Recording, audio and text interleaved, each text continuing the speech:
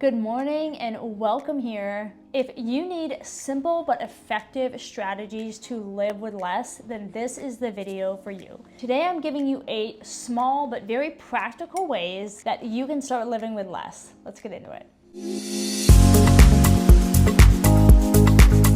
I hope and pray that these strategies that I'm going to share are things that you can implement to start living a better life, even if you have less material possessions. All right, without wasting any time, let's get right into it. The first thing on this list is to keep a wish list. I have been using this strategy for years, and I can say without a doubt, it's a wildly effective way to stop yourself from buying impulse purchases. When I see something at the store that either wasn't on my list or even worse, I didn't even know existed until I saw it, but now that I've seen it, I feel like I can't go home without it. I'm sure you guys know what that feeling is like. Instead of buying it, I will add it to a wish list on my phone. And I don't know why, but it tricks my brain into thinking that I've given into that impulsive desire, whatever it was, while not actually bringing that thing home. And then as I review the list, after I've left the store and as weeks and months go on, I often find that the things on that list I actually delete because I no longer want them. I think we underestimate the power of putting time between your impulse and whether or not you actually buy it. Because I can tell you 8.5 times out of 10, the impulse purchases that I've had, that I've put on a wish list and haven't bought right away, I ended up no longer wanting in the long run anyway. The second practical way that you can own less is to borrow instead of buy. I am a huge fan of this concept, and sadly we don't live in a world anymore where borrowing and lending is common practice the way that it used to be, and I think that that's really sad. Now in our modern age, I think that we almost view lending and borrowing as a burden, and even more so an inconvenience. It's just easier to own it. But making borrowing and lending with gratitude and joy a regular practice allows us to save money while also fostering the relationships with the people that we are borrowing and lending to and from. So if you ask me, borrowing and or lending is a win all the way around because we are able to get our needs met or meet the needs of other people while also not spending any money and deepening the relationships that we have with others. The third practical way to live with less stuff is to do a no buy or a no spend challenge. Now, if you haven't done this before, it can seem sort of restrictive and difficult, but really all it is a tool that we can use to reset our relationship with money and with our finances.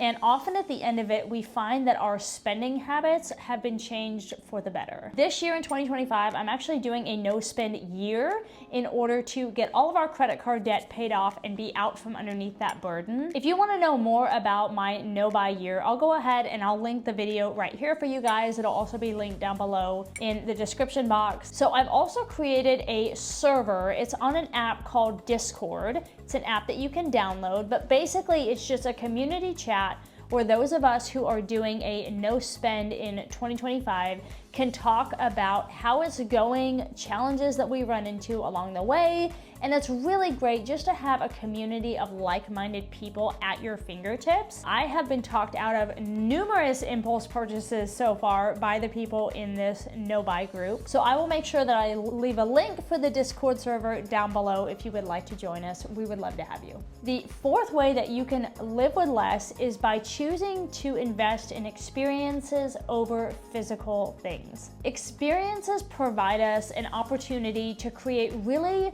unique and unforgettable memories that stay with us forever. And unlike material possessions, which tend to lose their novelty pretty quickly, experiences can give us this ongoing sense of joy and fulfillment. And I find this to be especially true when I get to look back on those memories, especially ones with my family, when we can talk about it, or if I get to share about those memories with other people, it really is sort of a gift that keeps on giving. So I cannot recommend this strategy enough. The fifth way that you can practically own less is to make decluttering a regular habit. Now, I know that decluttering has been talked about by every minimalist in the world, but it's for good reason. Decluttering forces us to evaluate the things that we own and really think about whether or not we need to keep them. Decluttering also helps us break that accumulation cycle, and not to mention, it's just easier to keep track of less stuff. And I think the biggest thing that I love about decluttering is that it can help us shift our focus away from acquiring more and really be grateful for what we already have. The sixth practical way that you can live with less is by practicing the 1 in, 1 out rule. Now, you may be familiar with this rule, but if you are not, this rule states that for every new thing that comes into your home, a similar item has to leave your home. Now, I am not somebody that necessarily subscribes to the similar in this rule. I still think that if you bring one thing in and another thing leaves, that the balance is still gonna be kept in check. But this is one of my favorite rules because it basically does decluttering for you without you even really thinking about it. Not only does it prevent clutter from accumulating because we always have something leaving when something new comes in, but it encourages us to be more mindful with what we buy. You can think of the 1 in, 1 out rule kind of like this. Imagine a perfectly balanced scale. Every new purchase adds weight to one side of the scale, and when we get rid of one thing, it brings that scale back in balance so that the scale never tips over. It really just helps us prevent any type of accumulation. By consistently practicing the 1 in, 1 out rule, we gradually reduce our overall possessions, and we also cultivate a more mindful and intentional relationship with the things that we have. The seventh way to practically live with less is to use one thing for multiple purposes. Inventors are very good at coming up with every gizmo and gadget that you can need to do every single little thing, when in reality, there are often times when you can use one thing for multiple purposes. And honestly, finding ways to use one item for a variety of things just reduces the overall clutter in your home, which translation leads to less to deal with and more time freed up for you, which I don't think any of us would complain about. But some examples of things that I use as a multi-purpose item are things like tongs.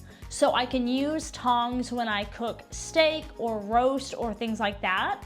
But instead of having a spaghetti spoon, you know, the one with like the prongs on it that people use to stir their spaghetti, I have found that I can use tongs for spaghetti, and it has completely eliminated my need for a second special spoon that I literally only use when I cook spaghetti. Another example of this is having one pair of shoes that go with all of your outfits, and this one is going to tie into my last point here in just a minute. Third example of this is having one multi-purpose cleaner that will clean every surface in your home so that you don't have a billion different cleaners for a billion different surfaces. I personally have one from doTERRA that works very well, and it's a concentrate which I mix with water and it lasts forever. I found that using one item for multiple things really reduces the clutter that I have in my home, and overall just keeps my home more minimal. Number 8 on this list of practical ways that you can live with less is to implement a capsule wardrobe. This is something that I would love to get better at, but basically it's just where you own clothes where everything goes with everything else, and it's usually very limited in its nature. And this can lead to us being able to buy less items, so it's less clutter, but often because we're buying less, we can afford higher quality items that will last a really long time, which will save us money in the long run.